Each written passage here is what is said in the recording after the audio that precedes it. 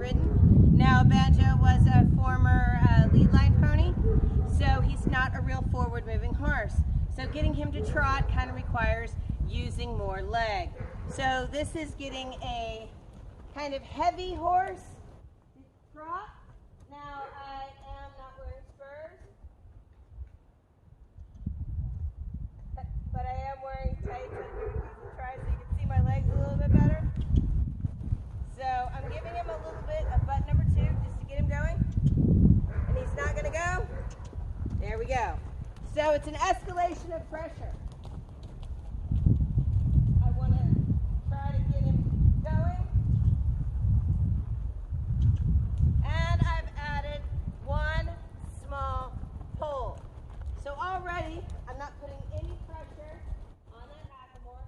I want to use outside leg, get him turned, get him away from his front. There we go. And get him going. He's getting a little bit better every time. It's not spectacular, but he has a really nice, easy, relaxed trot. Once you let him just put his nose down, but it is a very bumpy trot. Now the sitting, getting to a sitting trot on him, and kind of getting him to a little bit tighter, and actually putting some pressure on him is a totally different story. So right now I'm adding a lot of leg, so I'm kind of wrapping my legs around him. I'm asking him to try to get his rib cage a little bit higher. He's fighting me. He's fighting me. That's the thing. It takes a lot of strength and a lot of practice to do this. And I'm a little out of practice, I'll be honest with you. But having a dull horse is a lot harder too. What you do on one side, you do the other. Come on. So, see, just respond. That. If he's not responding quickly, then ask, suggest, demand. I want to get to the point where I just ask. But he's been so desensitized that he's not really ready for all that. Now, when he starts to stretch his head down, I'm just going to relax.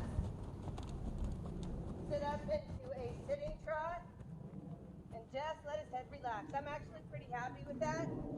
I'm only using a little bit of inside rein when he ignores my outside leg. So it goes outside leg, outside rein, inside rein if I need to. Thus far, slow down, give a little tap. Now remember, I'm not giving him a little tap in any way to hurt him. A good way to practice this, tap your own leg. See how much pressure is adequate. If it hurts you, then it's too hard. If you just feel a little annoyed and you feel the pressure, that's all we're talking about. The object is not to hurt the horse or to abuse the horse in any way. It's just to perform. The horse has to go, okay, yes, I understand what that means. So, that was a much better trot. Ride 2. He's coming along just fine. He's actually lunging a whole lot better. He's actually turning into a really nice lesson horse.